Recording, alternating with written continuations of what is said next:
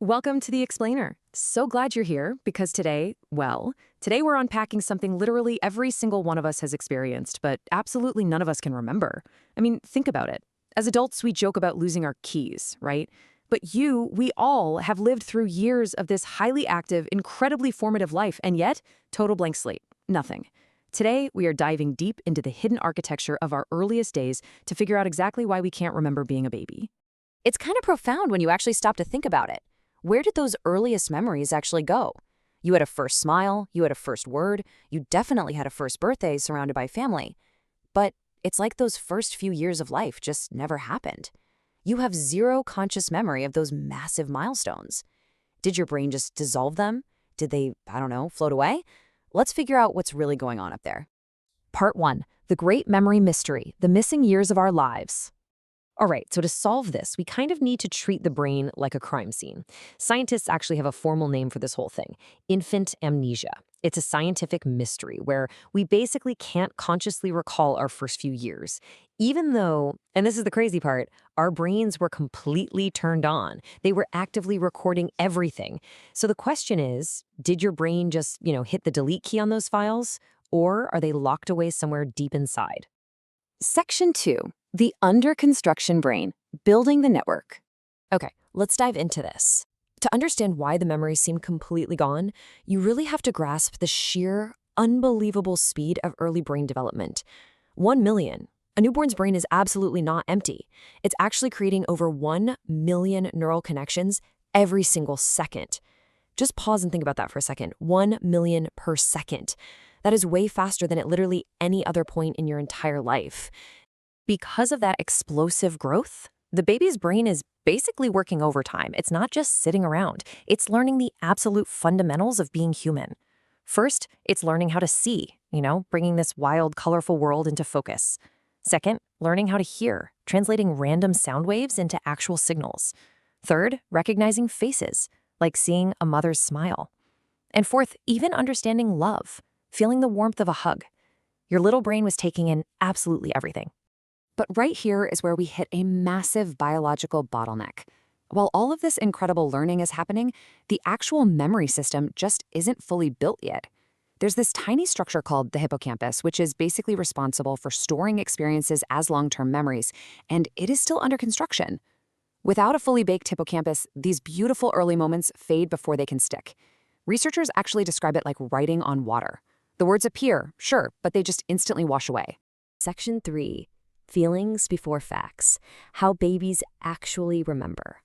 Now here is a really fascinating twist. Because if you think about it, if a baby's memories are constantly fading, like that writing on water, how on earth do they learn to crawl, or laugh, or even recognize their parents? The memories obviously exist, right? But how? Well, the answer is implicit memory. This is memory without conscious recall. See, babies aren't remembering stories. They're remembering through feelings, emotional colors, and physical associations. It's like an invisible pathway. Think about how you instantly know how to ride a bicycle today, even if you haven't touched one in years, without actively thinking about the mechanics. That's exactly what babies are doing. They're building implicit memories. It's so wild to look at how differently we process the world compared to babies. As adults, we rely heavily on explicit memory.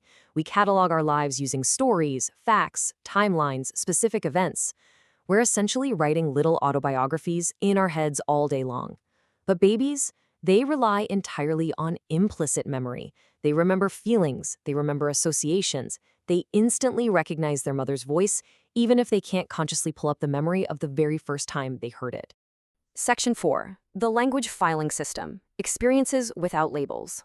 Now, how we process all these memories changes drastically the second we learn how to talk. Language plays a ridiculously huge role in organizing our minds. Before language, babies communicate with expressions, right? Their experiences literally don't have words attached to them.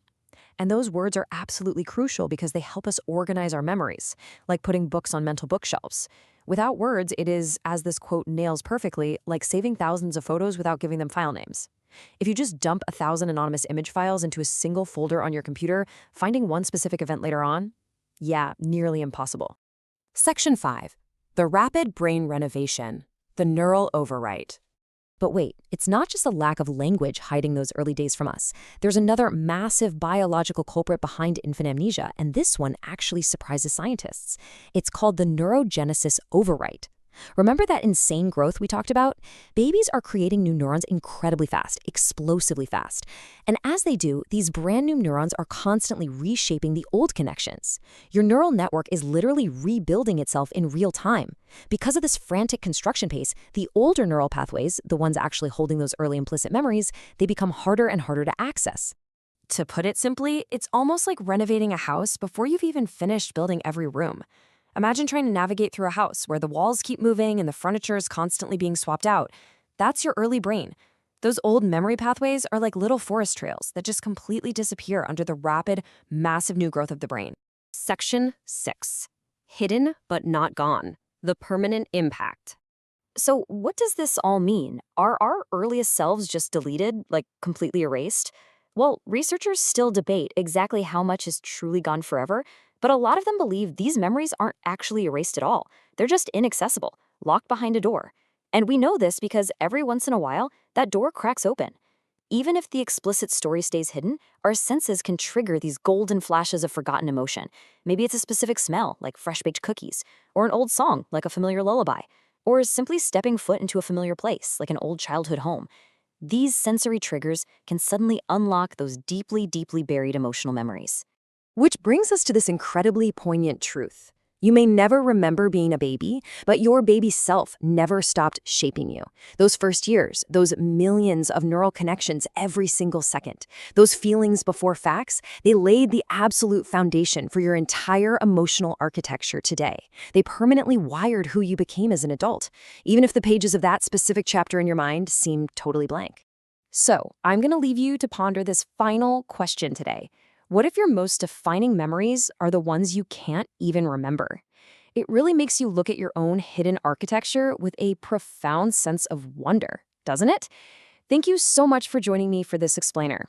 Keep learning, keep wondering, and I will catch you in the next one.